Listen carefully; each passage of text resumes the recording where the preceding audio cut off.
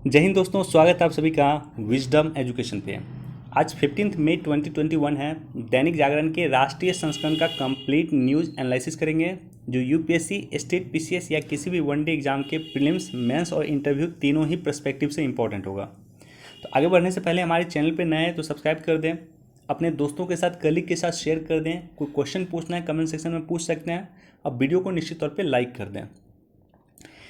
देखो, आगे बढ़ने से पहले मैं एक क्वेश्चन आपके लिए दे रहा हूँ और ये क्वेश्चन है BN श्री कृष्णा समिति संबंधित है। तो इस क्वेश्चन का जवाब हमें कमेंट सेक्शन में दे दें। वीडियो के आखिर में मैं इस पर डिस्कस कर दूंगा कि ये क्वेश्चन ज़रूरी क्यों है, ये इंपॉर्टेंट क्यों है, वर्तमान में चर्चा में क्यों बना हुआ है, राइट। और साथ ही साथ कल मैंने टेलीग्राम चैनल पर इस क्वेश्चन को अपलोड किया था, लेकिन बहुत कम लोगों ने इसका सही आंसर दिया है। तो ये क्वेश्चन है BN श्री कृष्णा संबंधित समिति के बारे में। इस समिति को लेकर के हमने कई बार आपके साथ डिस्कस किया है। जस्टिस BN श्री कृष्णा संबंधित समिति जो है संबंधित है, रिलेटेड है किससे?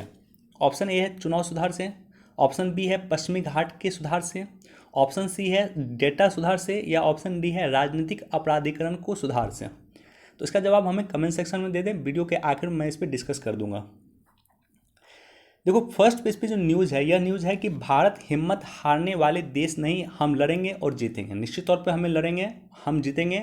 और देख रहे हैं हम कि कोरोना की संक्रमण दर धीरे धीरे कम हो रही है देश में। जितने नए पेशेंट आ रहे हैं, नए मरीज आ रहे हैं, उससे अधिक मरीज ठीक हो रहे हैं, उससे अधिक पेशेंट ठीक हो रही हैं। तो निश्चित तौर पर एक सकारात्मक कदम है। देखो, यहाँ पे जो प्राइम मिनिस्टर मोदी ने डिस्कस किया है, सबसे इम्पॉर्टेंट भागीदारी, कोरोना अगर हमें सही करना, महामारी पर हमें जीत प्राप्त करना है, तो सबसे अधिक इम्पॉर्टेंट भागीदारी है ग्रामीण क्षेत्र के पंचायती राज व्यवस्था की। राजनीतिक विकेंद्रीकरण के द्वारा 73वां और 74वां संविधान संशोधन जो हमने पारित किया था 1993 में, उसका सबसे अधिक इम्पोर्टेंस वर्तमान में है। कोरोना से हमें जीतना है, कोरोना से हमें लड़ना है, तो इसे अधिक सशक्त बनाए जाने की जरूरत है स्थानीय स्वशासन को। और इसको लेकर के 15वां वित्त आयोग ने भी अपना रिकमेंडेशन दिया है। एक बार अगर हो सके तो वो रिकमेंडेशन पढ़ लेना, टेलीग्राम चैनल पे मैं अपलोड कर दूंगा। 15वां वित्त आयोग का रिकमेंडेशन रिगार्डिंग स्थानीय स्वशासन।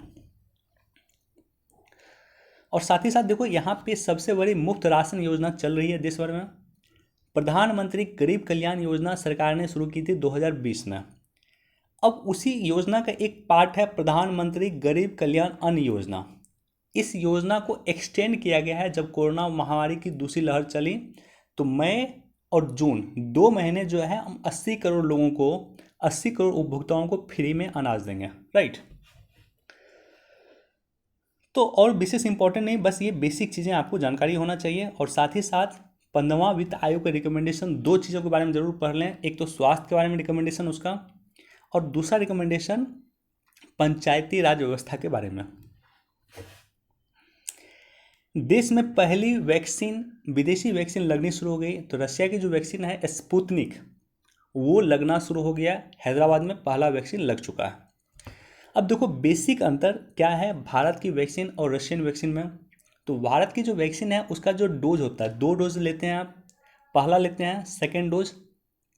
तो पहला वैक्सीन और दूसरा वैक्सीन दोनों का कंटेंट सेम होता है, मतलब दोनों एक ही दवाई होती है।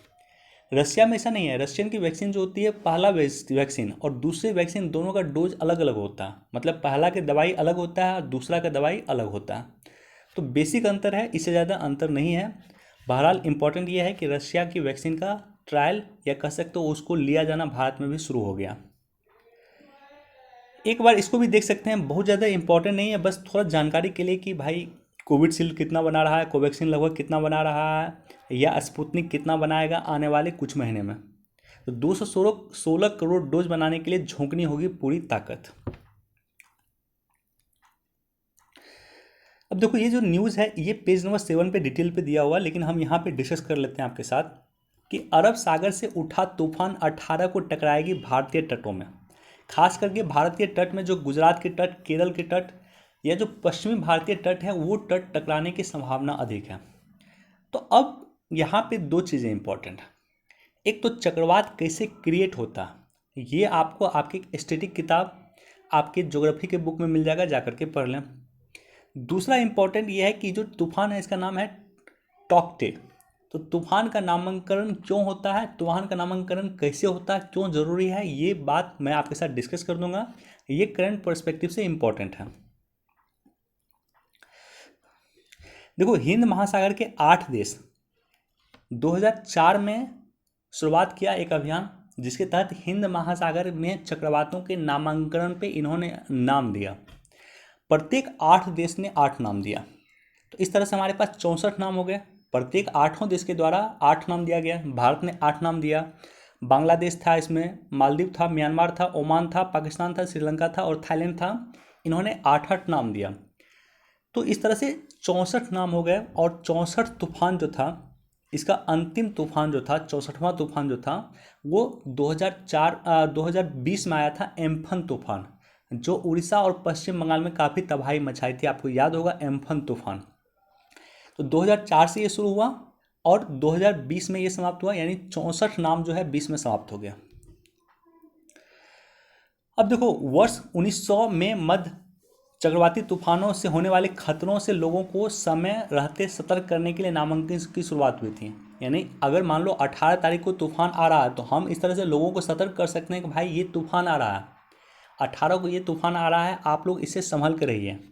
तो इसे लोगों को सतर्क कर सकें, लोगों को जागरूक कर सकें, सरकारी पहल कर सकें, इसके लिए तूफान के नामांकन की आवश्यकता है।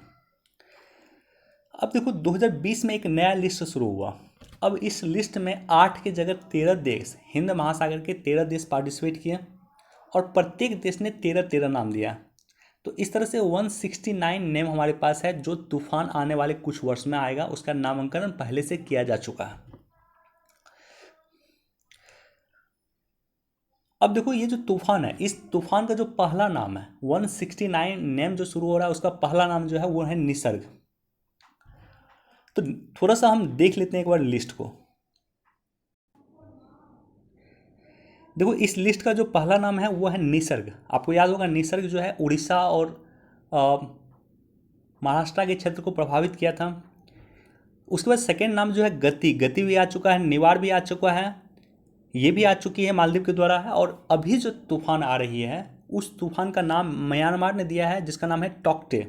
टॉक्टे है, जो आ रही है 18 तारीख को इंडिया में इन करेगी। टॉक्टे इस तूफान का नाम है और ये नाम दिया है म्यांमार का। उसके बाद जो है ओमान का तूफान है यास, वो आएगा। उसके बाद पाकिस्तान का नाम दिया है गुलाब, वो तूफान आएगा। उसके बाद कतर का नाम दिया है शाहीन, ये सब तूफान आएगी, राइट। तो अगर ये मान लो यहाँ से यहाँ समाप्त हो जाएगा, तो फिर लिस्ट यहाँ से यहाँ तक शुरू हो जाएगा। और आप देख सकते हो कि भारत के द्वारा जो है, ये सारा का सारा नाम भारत के द्वारा दिया हुआ, ये 13 नाम भारत के द्वारा दिया हुआ है। बांग्लादेश के द्वारा टोटल ये 13 नाम दिया हुआ है। इस तरह से 169 नेम हमारे पास है, जो तूफान आने वाले कुछ समय में हिंद महासागर के क्षेत्र में आएगा।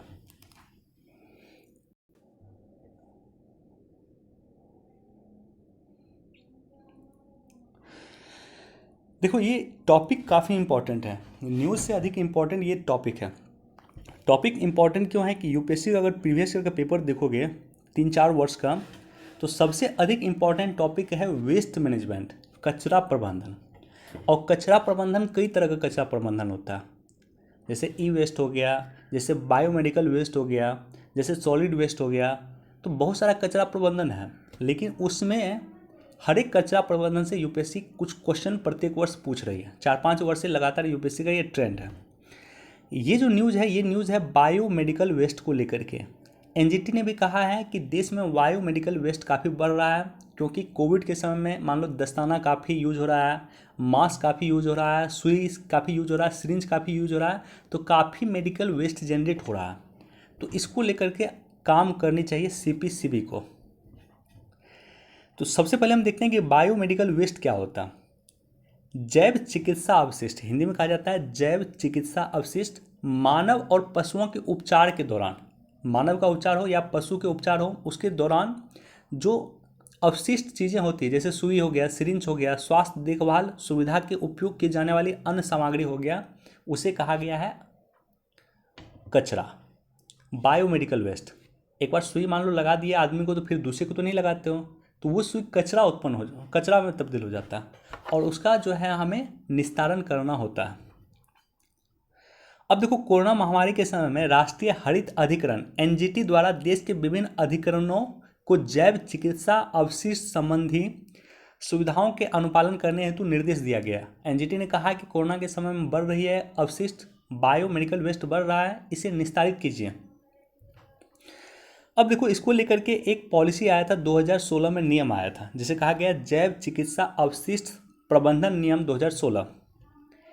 इसके तहत 4 श्रेणियों में बांटा गया है जैव कचरा को। आप किसी भी हॉस्पिटल में जाना, आप देखोगे 4 डब्बा रखा रहता है। एक तो येलो कलर का, पीला कलर का आपको डब्बा मिल जाएगा, रेड कलर का डब्बा मिल जाएगा, ब्लू कलर का मिल जाएगा और वाइट कलर का डब्बा मिल जाएगा, राइट। किसी पैथोलॉजी में जाना या किसी हॉस्पिटल में जाना, आपको मिल जाएगा ये 4 कलर का अलग अलग डब्बा रख।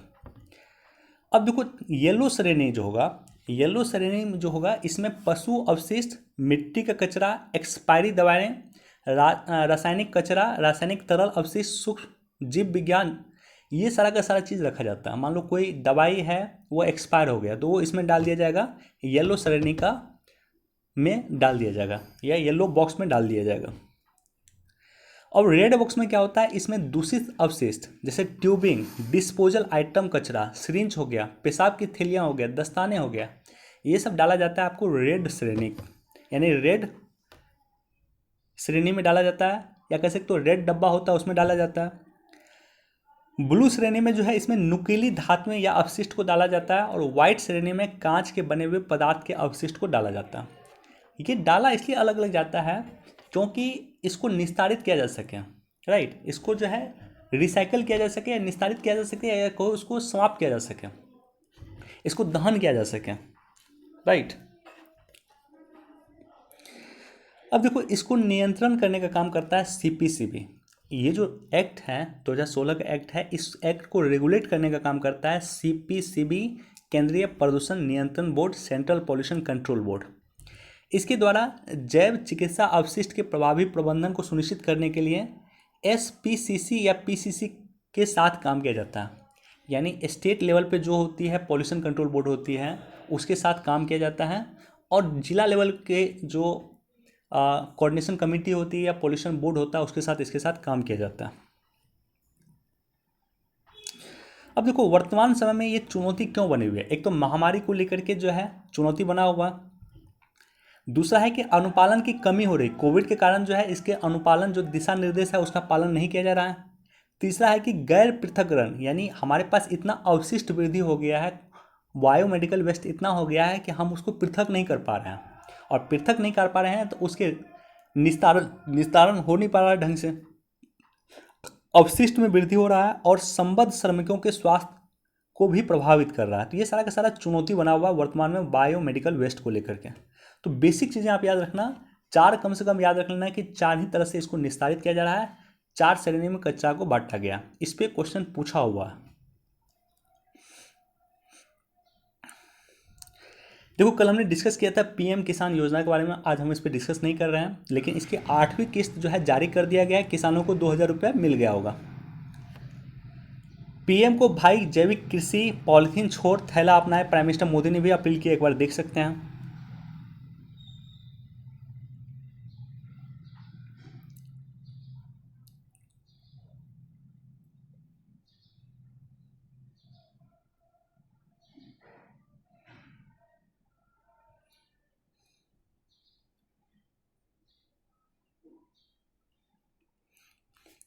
देखो, इस पर आपकी नज़र होनी चाहिए। पेम्पा सेरिंग बने निर्वासित तिब्बत सरकार के नए प्राइम मिनिस्टर। तिब्बत की जो निर्वासित सरकार वो भारत में निवास करती है, भारत के हिमाचल प्रदेश के धर्मशाला में निवास करती है, और तिब्बत का जो है निर्वाचन आयोग होता है वो सरकार को चुनती है। तो तिब्बत के निर्वाचन आयोग ने वहाँ के सरकार को चुनी, तिब्बत की सरकार को चुनी, जिसका नाम है पेम्पा सेरिंग। ये नए प्राइम मिनिस्टर बन चुके हैं तिब्बत के, राइट। तिब्बत की निर्वासित सरकार रहती है हिमाचल प्रदेश के धर्मशाला में, और नए प्राइम मिनिस्टर बने हैं पेम्पा सेरिंग।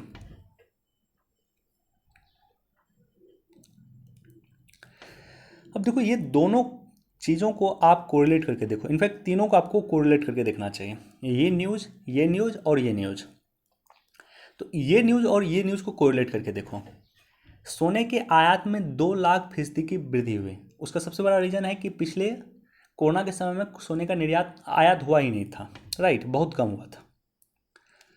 अब देखो इम्पोर्टेंट क्यों है, हमारे देश में अगर आप गौर करोगे बैलेंस ऑफ पेमेंट क्राइसिस जो होता है, बीओपी क्राइसिस जिसको हम बोलते हैं, तो बैलेंस ऑफ पेमेंट का असंतुलन जो होता है उसके तीन सबसे इम्पॉर्टेंट फैक्टर हैं।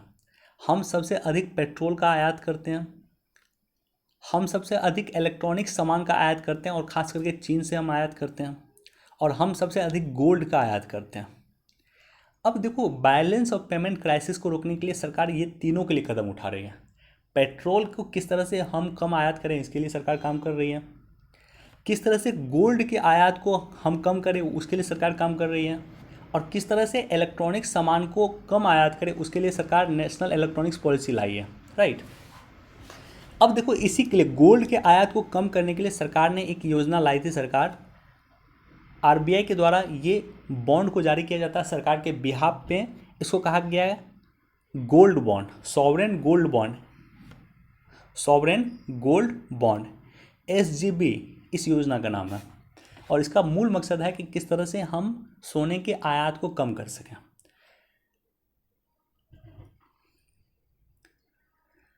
अब देखो यहाँ पे विदेशी मुद्रा भंडार में 1.444 अरब डॉलर का इजाफा हुआ। हम लगातार आपके साथ डिस्कस कर रहे हैं कि एक तरफ हमारे देश को नेगेटिव में जा रहा है, हमारे देश का जीडीपी ग्रोथ रेट कम हो रहा है, तो क्या कारण है कि हमारे देश के फॉरेक्स रिजर्व बढ़ रहा है, हमारे देश का विदेशी मुद्रा भंडार बढ़ रहा है, राइट। कई बार हमने डिस्कस किया, आज हम इस पर डिस्कस नहीं करेंगे।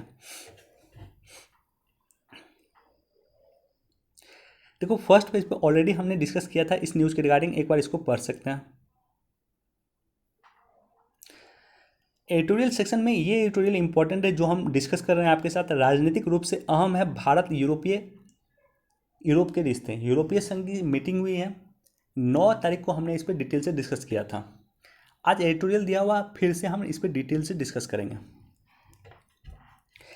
देखो यूरोपीय यूनियन की जो मीटिंग हुई है यह इंपॉर्टेंट मीटिंग इसलिए है कि यह पहली बार हुआ है कि यूरोपीय संघ +27 के प्रारूप में भारत शामिल हुआ।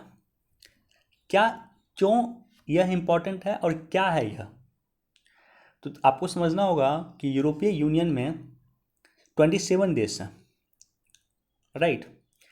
और 27 देश के जो राष्ट्राध्यक्ष हैं वो भी शामिल हुए थे इस मीटिंग में। फ्रांस के राष्ट्रपति इमैनुअल मैक्रोन भी शामिल हुए थे, जर्मनी के चांसलर एंजेला मर्केल भी शामिल हुए थे, उसके बाद पुर्तगाल के राष्ट्रपति भी शामिल हुए थे। ये सारे के सारे लोग शामिल हुए थे और इस तरह का मीटिंग पहली बार आयोजन किया गया था इसी वर्ष 2021 में जनवरी माह में।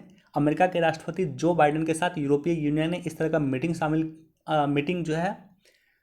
की शुरुआत किया या मीटिंग किया, जिसमें यूरोपीय यूनियन के सभी देशों के 27 देश के राष्ट्राध्यक्ष शामिल हुए थे। और इस तरह का सेकेंड मीटिंग है ये, और भारत के साथ इनफैक्ट ये पहली मीटिंग है जिसमें यूरोप के सभी देशों के राष्ट्राध्यक्ष मौजूद रहे थे। तो थोड़ा बेसिक बैकग्राउंड में एक बार हम डिस्कस कर लेते हैं कि यूरोपीय यूनियन के बारे में, उसके बाद इस मीटिंग में क्या क्या हुआ वो उस पर हम डिटेल से डिस्कस कर लेंगे। देखो यूरोपीय यूनियन में 27 देश हैं और आर्थिक और राजनीतिक भागीदार हैं। आर्थिक भागीदार भी हैं, राजनीतिक भागीदार भी हैं।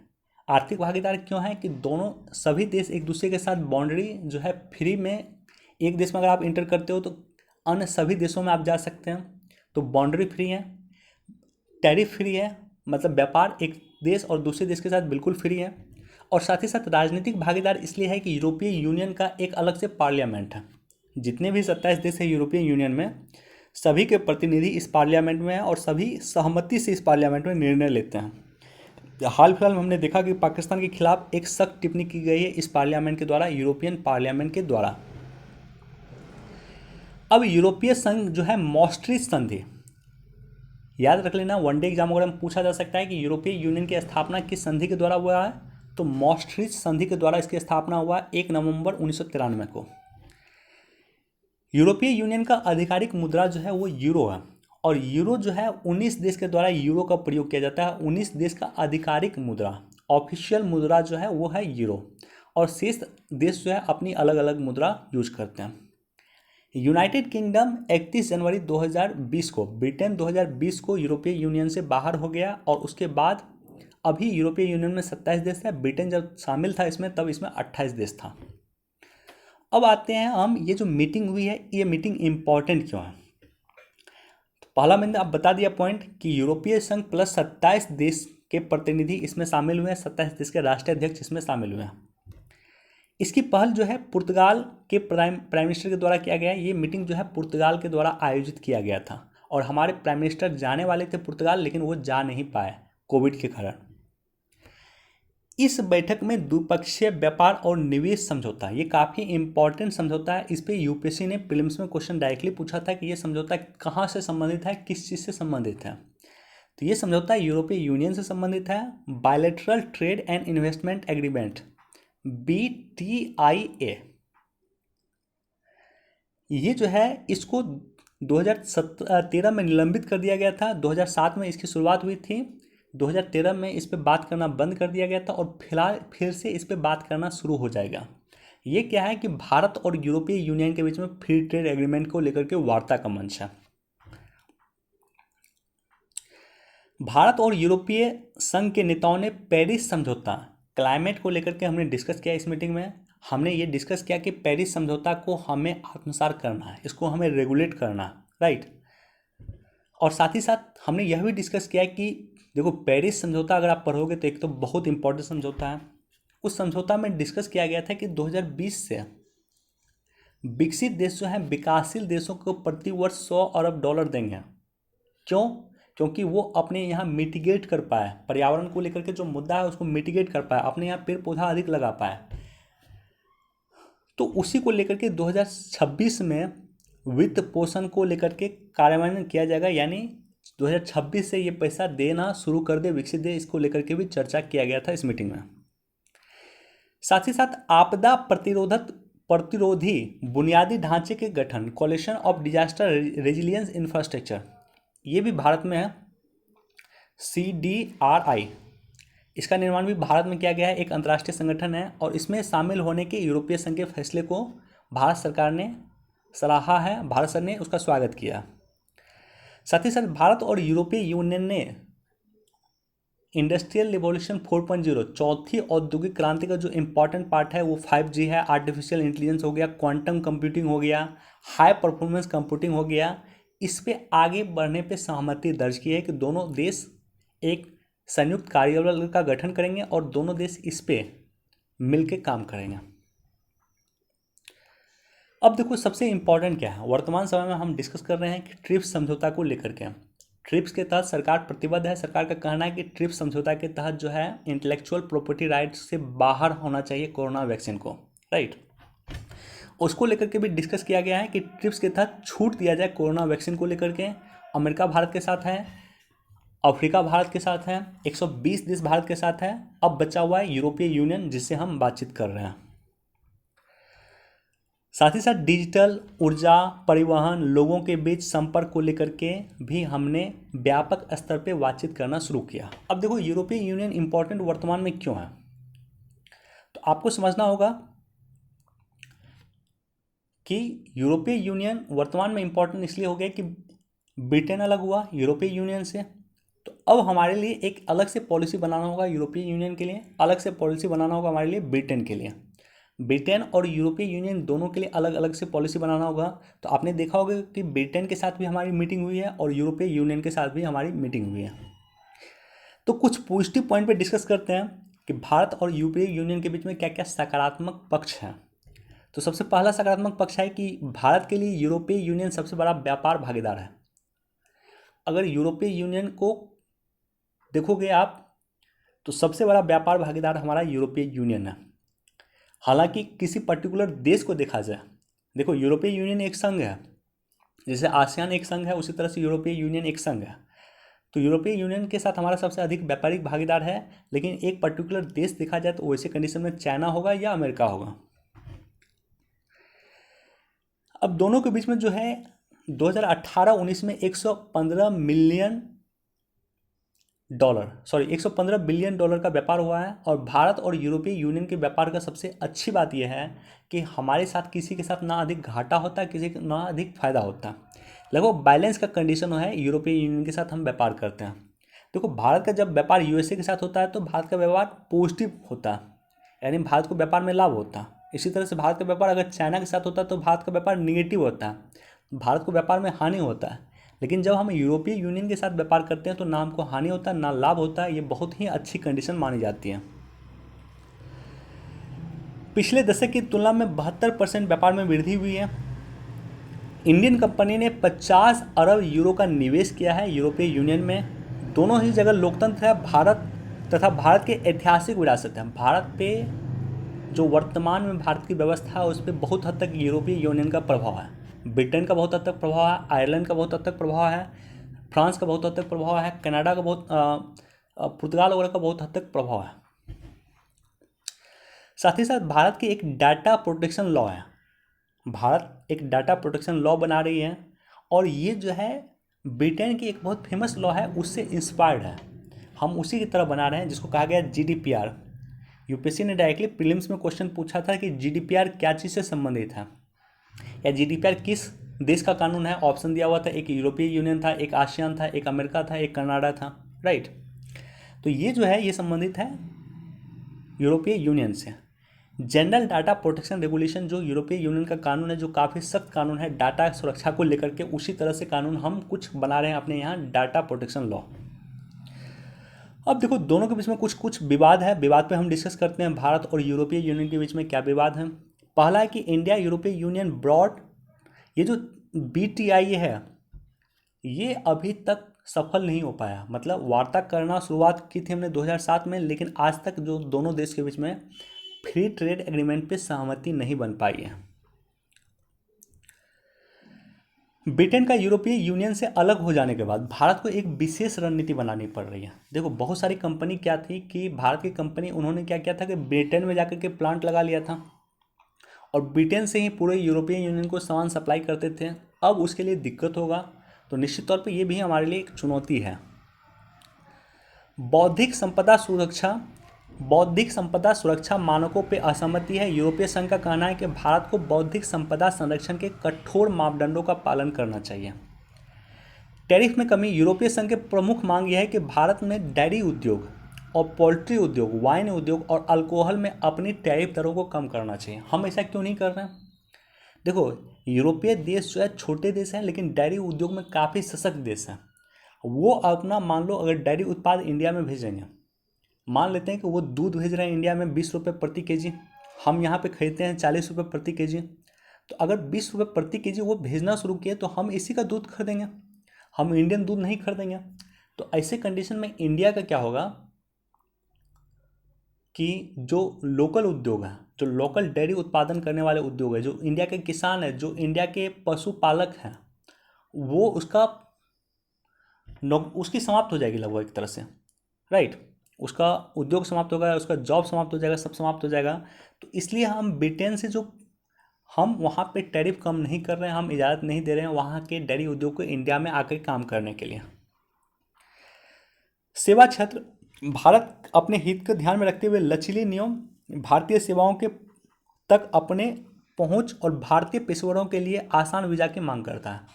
भारत एक लगातार चर्चा करता है कि जितनी आसानी से चाइना के लोगों को यूरोपीय यूनियन में वीज़ा मिल जाता है, उतनी आसानी से इंडियन लोगों को यूरोपीय यूनियन में वीज़ा नहीं मिलता है। और ये मुद्दा भी लगातार भारत उठाता रहा है। भारत ये मुद्दा भी लगातार उठाता रहा है कि भारत के जो आईटी पेशेवर हैं, आईटी के लोग जो हैं, इंफॉर्मेशन टेक्नोलॉजी के लोग जो हैं, इंजीनियर जो हैं, डॉक्टर जो हैं, उसको आसानी से एक्सेस मिल जाए यूरोपीय यूनियन में, ताकि वो वहाँ पे अधिक से अधिक लोगों को सेवा दे सकें। तो उम्मीद करता हूँ कि यूरोपीय यूनियन और इंडिया का जो रिलेशन है उसको लेकर के डिटेल से हमने डिस्कस किया, आपको इसमें समझ में आया होगा। कोई क्वेश्चन पूछना है यहाँ भी आप कमेंट सेक्शन में पूछ सकते हैं।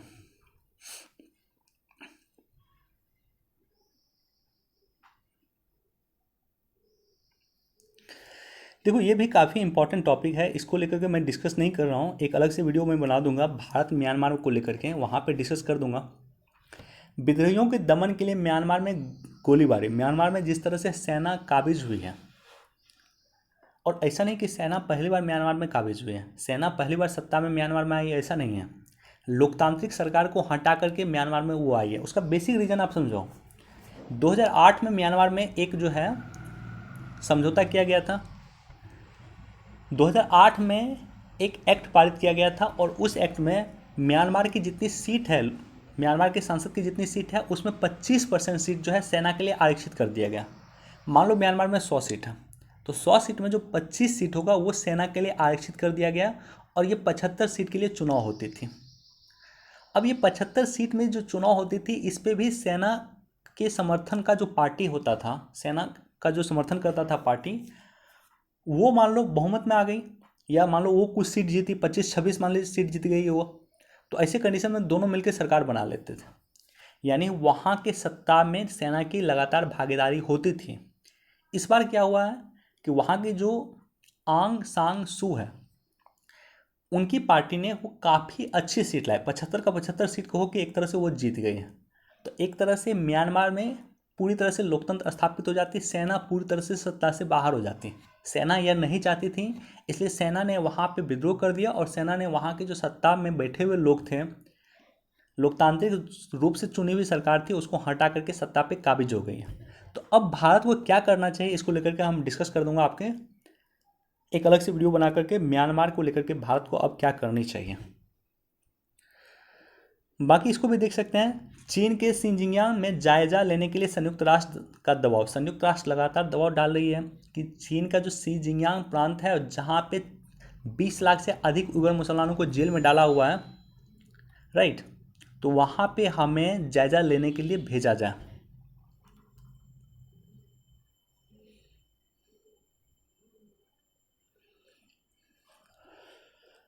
ओके, इतना ही न्यूज़ था। वीडियो देखने के लिए धन्यवाद, thank you so much. Please do like share and subscribe, thank you.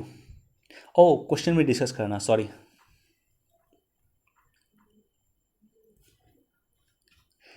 देखो ये क्वेश्चन मैं क्यों पूछा हूँ, अभी कुछ देर पहले हमने डिस्कस किया था जीडीपीआर के बारे में। यूरोपीय यूनियन का एक कानून था GDPR, general data protection regulation. इसको इंस्पायर्ड होकर के भारत में एक समिति बनाया गया था। भारत की डाटा सुरक्षा को लेकर के, भारत का डाटा प्रोटेक्शन को लेकर के वर्तमान में लगातार चर्चा बना हुआ है, और इसको लेकर के न्यायमूर्ति BN श्रीकृष्णा समिति बनी थी, जो डाटा सुधार को लेकर के, डाटा प्रोटेक्शन को लेकर के जिन्होंने अपना रिकमेंडेशन दिया था, और इसी रिकमेंडेशन के आधार पर डाटा प्रोटेक्शन लॉ भारत सरकार लेकर आ रही है। इनफैक्ट वो जो कानून है वो अभी संसदीय समिति के पास लंबित है, संसदीय समिति उसको लेकर के विचार कर रही है। लेकिन आज के समय में सबसे अधिक इम्पॉर्टेंट है डाटा सुरक्षा। डाटा पावर है, डाटा पावर सेंटर है, डाटा सब कुछ है आज के समय में, तो उसकी सुरक्षा जरूरी है, और इसको लेकर के BN श्रीकृष्णा समिति बनी थी। चलिए, बहुत बहुत धन्यवाद, थैंक यू सो मच।